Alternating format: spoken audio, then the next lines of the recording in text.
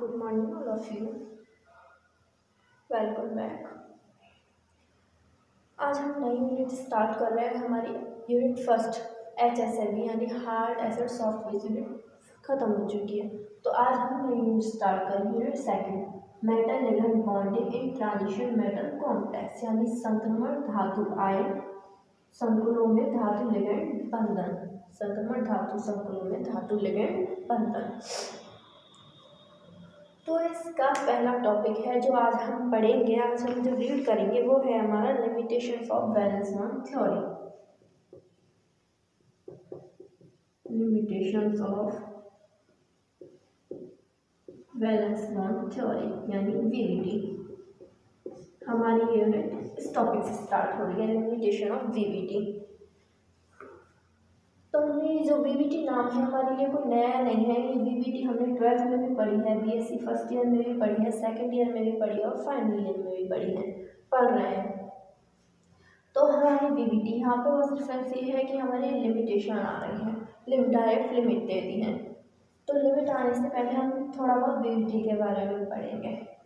VBT full form क्या होती है? वैलेंस बॉन्ड थ्योरी, संयोजकता बंध सिद्धांत।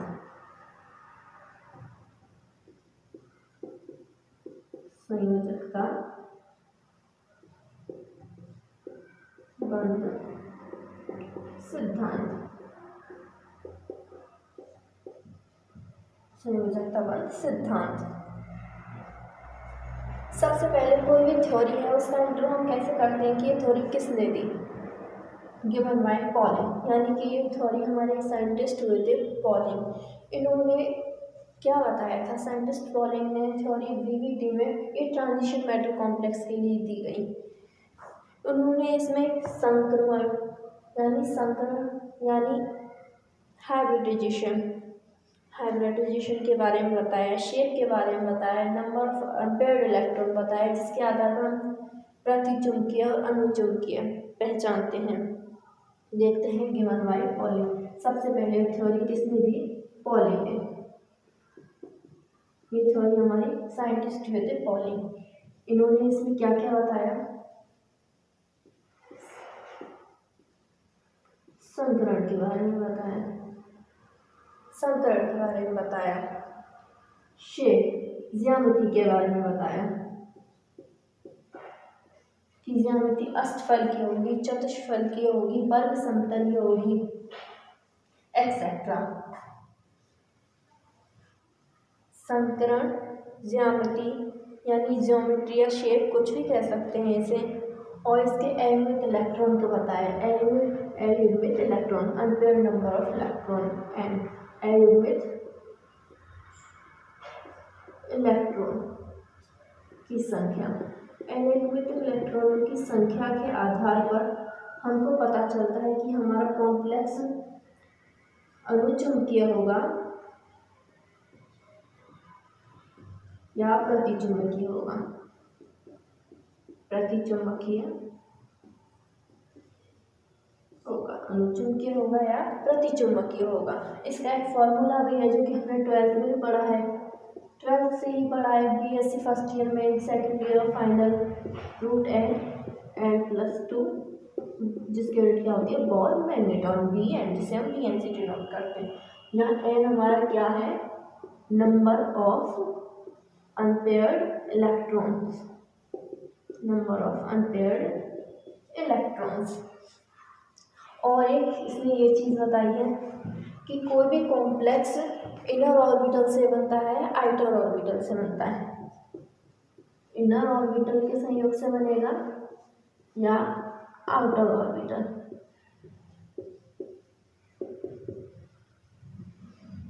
इनर ऑर्बिटल से बनेगा या आउटर ऑर्बिटल से बनेगा। यानी कि आंतरिक कक्षक भाग लेंगे या बाह्य कक्षक भाग लेंगे। अब देखो ये थ्योरी पॉलिंग ने दी। इन्होंने क्या क्या बताया इसमें किसी भी कॉम्प्लेक्स की संकरण के बारे में बताया, ज्यामिति के बारे में बताया, एयुनिट इलेक्ट्रॉन की संख्या बताया। एयुनिट इलेक्ट्रॉन की संख्या के आधार पर बताया कि कॉम्प्लेक्स डायमैग्नेटिक होगा या पैरामैग्नेटिक होगा, यानी अनुचुंबकीय होगा या प्रतिचुंबकीय होगा। और एटॉमिक इलेक्ट्रॉन की संख्या ज्ञात करने के लिए फॉर्मूला दिया गया mu is equal to √n+2 Bohr magneton, जिसे हम bm से डिनोट करते हैं, जहाँ n क्या है, नंबर ऑफ अनपेयर्ड इलेक्ट्रॉन्स, यानी अयुग्मित इलेक्ट्रॉन्स की संख्या। और इन्होंने ये बताया कि कोई भी कॉम्प्लेक्स इनर ऑर्बिटल के संयोग से बना है, आउटर ऑर्बिटल के कॉम्बिनेशन से बना है। आप इतनी का स्क्रीनशॉट ले लीजिए, ये सब हमने पहले से रीड कर रखा है। अब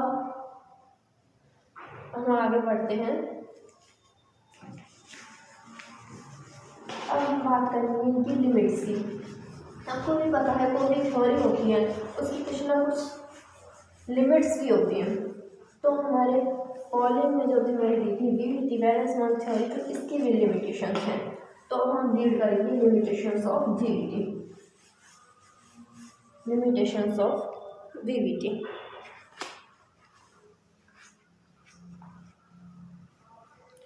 तो इनकी वीवीटी क्या है, अब हम इनकी वीवीटी को रीड करते हैं।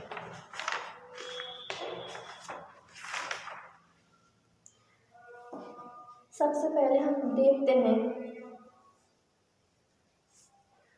जो वीवीटी है, इट कैन नॉट एक्सप्लेन, मतलब ये किसी भी कॉम्प्लेक्स की व्याख्या नहीं कर पाया उसके रंग के आधार पर, यानी रंगों के आधार पर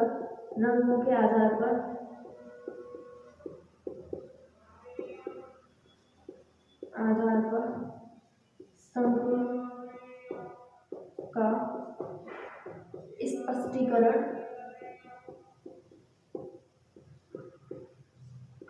नहीं देता है। दूसरा, किसी भी संकुल की, किसी भी कॉम्प्लेक्स की आकृति चतुष्फलकीय होगी या अष्टफलकीय होगी या वर्ग समतलीय होगी, इसके आधार पे नहीं बताया गया। यानी किसी भी संकुल की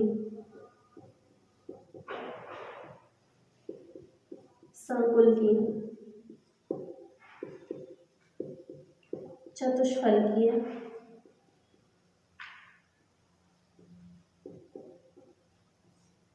एवं वर्ग समतलीय आकृति का निर्धारण नहीं कर पाया। वर्ग समतलीय आकृति का या ज्यामिति का निर्धारण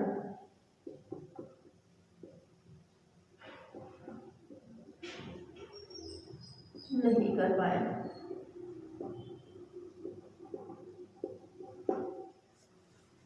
किसी भी संकुल की आकृति चतुष्फलकीय क्षेत्र रखता है, वर्ग समतलीय रखता है, यानी स्क्वायर प्लेन रखता है, इसका निर्धारण नहीं कर पाया। और इस सिद्धांत के आधार पर किसी भी संकुल के बनने में हुए ऊर्जा परिवर्तन की मात्रात्मक गणना नहीं कर सकते, कोई भी कैलकुलेशन नहीं कर सकते। इसकी बहुत सारी कमियां हैं, इसके हम एग्जाम्पल भी देखेंगे चतुष्फलकीय और वर्ग समतलीय के। पहले हम कमियां लिख लेते हैं कि कौन कौन सी कमियां हैं।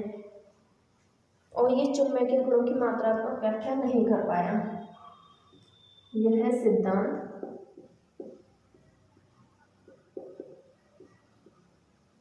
चुंबकीय गुणों की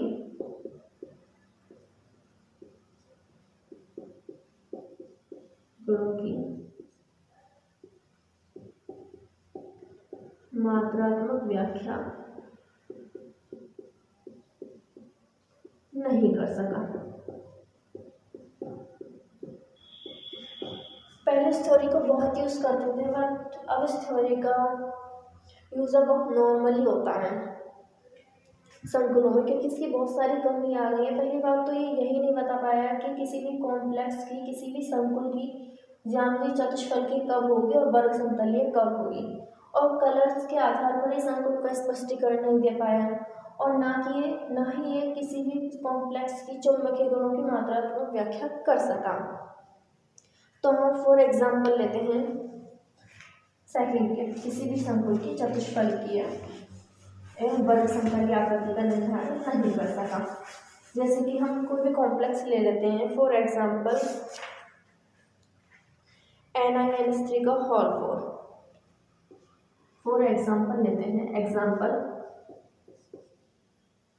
NiNH3 का होल 4 +2। जो यहाँ Ni है +2 ऑक्सीडेशन स्टेट में है, तो हमें पता है Ni का परमाणु क्रमांक यानी एटॉमिक नंबर क्या होता है हमारे 28। तो Ni 28। अगर हम इसका नॉर्मली इलेक्ट्रॉनिक कॉन्फ़िगरेशन यानी इलेक्ट्रॉन विन्यास देखते हैं तो हमारा 3d8 4s2 क्या होगा 3d8 4s2। लेकिन हमारा यहाँ क्या कह रहा है Ni+2 ऑक्सीडेशन स्टेट में, Ni+2 ऑक्सीडेशन स्टेट में। तो +2 ऑक्सीडेशन स्टेट में है तो 2 इलेक्ट्रॉन जाएंगे, तो 2 इलेक्ट्रॉन 4s कक्षक में से जाएंगे, तो क्या होगा यहाँ 3d8 4s0 3d8 4s0। तो हम देखते हैं डी कक्षक बनाते हैं सबसे पहले। तो हम सबको पता है कि इलेक्ट्रॉन किस तरह भरे जाते हैं, किस तरह फिल होंगे 1 2 3 4 5 6 7 8 और 4s कक्षक में क्या है इलेक्ट्रॉन 3d में 8 इलेक्ट्रॉन और 4s में एक भी इलेक्ट्रॉन नहीं है यानी कि 0 इलेक्ट्रॉन। ये हो गया हमारे Ni+2 का कॉन्फ़िगरेशन। लेकिन अब हम हमारे ये कॉन्फ़िगरेशन NH3 का होल 4, जैसा कि हमको पता है जो NH3 होता है हमारा प्रबल लिगेंड होता है। तो हम बात करते हैं Ni कॉम्प्लेक्स में, हम कॉम्प्लेक्स का नेम लिख लेते हैं Ni NH3 का होल 4 +2 में इलेक्ट्रॉनिक कॉन्फ़िगरेशन देखते हैं। Ni तो 3d में कितने इलेक्ट्रॉन है, पहले इसमें क्या है 3d8 यानी 8 इलेक्ट्रॉन फुलफिल है। लेकिन जब हमारे NH3 का होल 4 +2 4s कक्षक यहाँ आ गया 3d 4s और यहाँ हमारा आ जाएगा 4p।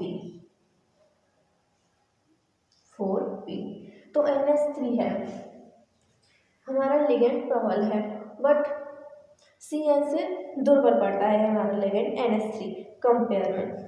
तो हमारे जो इलेक्ट्रॉन होंगे इनमें पेयरिंग होगी या नहीं होगी। जब हमें पता है कि Cn के कंपेयर में फ्री मतलब ये Ni है 3d मेटल है, तो जहाँ NH3 है NH3 मतलब इतना ज़्यादा प्रबल भी नहीं है तो दुर्बल भी नहीं है मेटल लिगेंड। तो हम बात करते हैं इलेक्ट्रॉन्स की। इलेक्ट्रॉन किस तरह से भरे जाएंगे, तो हमारे 8 इलेक्ट्रॉन हैं 1 2 3 4 5 6 7 8 यानी कि यहाँ कुल मिला के Ni के साथ जो NH3 है प्रबल लिगेंड की तरह बिहेव नहीं कर रहा है, इसलिए यहाँ पे पेयरिंग भी नहीं हो रही है। यहाँ पेयरिंग नहीं हो रही है तो NH3 कहाँ आके जुड़ेगा S कक्षक में और 4p p के 3 कक्षकों में NH3 NH3 NH3 और इधर भी NH3। तो जोड़ने वाला जो NH3 है S का एक कक्षक तथा P के 3 कक्षकों को के साथ जोड़ रहा है, यानी कि बनने वाला संकरण क्या है sp3। जब हमारा संकरण sp3 होता है तो हमारी ज्यामिति क्या है हमारी चतुष्फल की है टेट्राहाइड्रल। तो अब इसकी ज्यामिति कैसी होगी Ni NH3 NH3 NH3 और NH3।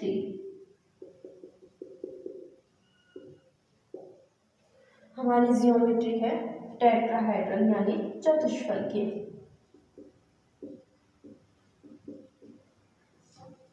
तो यहाँ पे देखो हमारा जो Ni है +2 ऑक्सीडेशन स्टेट में है और NH3 के साथ कौन सी ज्यामिति रख रहा है चतुष्फल की है और इसमें अनपेयर्ड इलेक्ट्रॉन कितने हैं 2, इसलिए क्या प्रवृत्ति रखेगा प्रतिचुंबकीय होगा क्योंकि अनपेयर्ड इलेक्ट्रॉन अपने पास रखता है। और संकरण आ ही गया है sp3 चतुष्फल की है और प्रतिचुंबकीय। आप इतनी का स्क्रीनशॉट ले लीजिए, हम दूसरे एग्जाम्पल की बात करते हैं।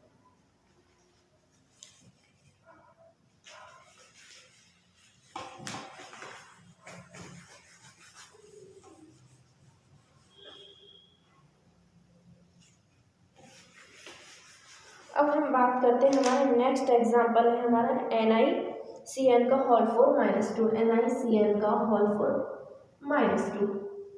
अब हमको पता है CN तो प्रबल लिगेंड होता है यानी strong ligand, behave as the strong ligand. तो Ni वही 28 3D8 4s2, 3D8 4s2 वही Ni+2 में वही कंपेयर देख रहे हैं हम कि यदि Ni की वही +2 है लेकिन NS3 के साथ चतुष्फल के शेप है, तो देखते हैं Cn के साथ कौन सी शेप बनती है।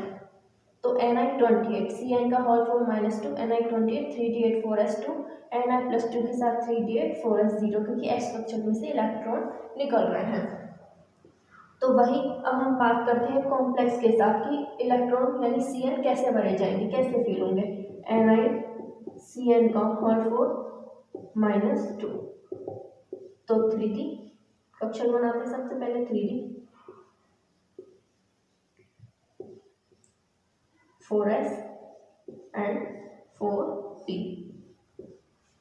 3D 4s and 4p। जैसा कि आपको पता है Cn प्रबल लिगेंड है, तो इलेक्ट्रॉन्स भी क्या होंगे, पेयर होंगे इसमें। तो 1 2 3 4 5 6 7 8 6 7 8, लेकिन हमारे क्या वही है यूनिट इलेक्ट्रॉन, लेकिन हमने क्या कहा है, चूंकि Cn क्या है, चूंकि Cn स्ट्रॉन्ग लिगेंड है, स्ट्रॉन्ग लिगेंड है। जब Cn स्ट्रॉन्ग लिगेंड है तो इलेक्ट्रॉन्स पेयर्स होंगे, इलेक्ट्रॉन पेयरिंग हो जाएगी। तो यह इलेक्ट्रॉन हमारा इधर, तो हमारा Cn सबसे पहले किसमें भरा जाएगा, CN4 D कक्षक में, फिर S कक्षक में, फिर बाकी दो बचे हुए P के दो कक्षकों में। तो यहाँ हम क्या देख रहे हैं कि जो Cn है हमारा, उसने 3D का एक कक्षक यानी D का एक कक्षक तथा S का एक तथा 4p के दो कक्षक यानी DsP2। इसका संकरण क्या हो गया, DsP2। जब इसका संकरण DsP2, तो इसकी संरचना क्या होगी, इसकी स्ट्रक्चर होगी हमारी वर्ग समतल यानी स्क्वायर प्लेनर। तो हम इसकी स्ट्रक्चर देखते हैं, NiCN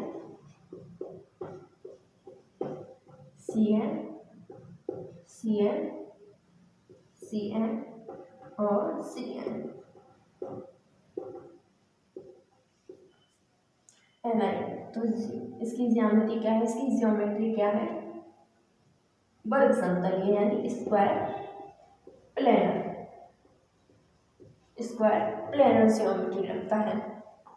अनपेयर्ड इलेक्ट्रॉन 0 यानी अनियमित इलेक्ट्रॉन की संख्या 0 है, तो ये क्या होगा, अनुचुंबकीय, इसकी प्रवृत्ति क्या होगी, अनुचुंबकीय होगा, स्क्वायर प्लेनर होगा, अनुचुंबकीय होगा, और संकरण क्या है इसका, DsP2। तो हमारी जो लिमिट हमने सेकंड देखी थी वो फेल हो गई, क्योंकि दोनों में Ni की ऑक्सीडेशन स्टेट क्या है, +2, दोनों में +2 ऑक्सीडेशन स्टेट रख रहा है। फिर उसकी सारी जो हाइब्रिडाइजेशन है, ज्योमेट्री है और प्रवृत्ति है, चुंबकीय प्रवृत्ति है, ना तो चुंबकीय प्रवृत्ति की व्याख्या हो पाई, ना ज्यामिति की व्याख्या हो पाई, ना संकरण की सही तरह से, क्योंकि उसमें संकरण क्या चला गया, sp3 NS3 के साथ संकरण NS3, ज्यामिति चतुष्फल के, और यहाँ Cn के साथ ज्यामिति स्क्वायर प्लेनर। इसलिए हमने कहा है कि Ni+2 आयन अमोनिया अणुओं के साथ तो एक चतुष्फल की संरचना बनाता है, जबकि जो साइनाइड यानी Cn आयन के साथ इसका संकुल वर्ग समतल यानी स्क्वायर प्लेनर होता है। इसका भी स्पष्टीकरण एवं पूर्वानुमान इस सिद्धांत के आधार पर संभव नहीं है, यानी कि ये लिमिट, इसकी एक लिमिट होगी। आप इसकी स्क्रीनशॉट ले लीजिए।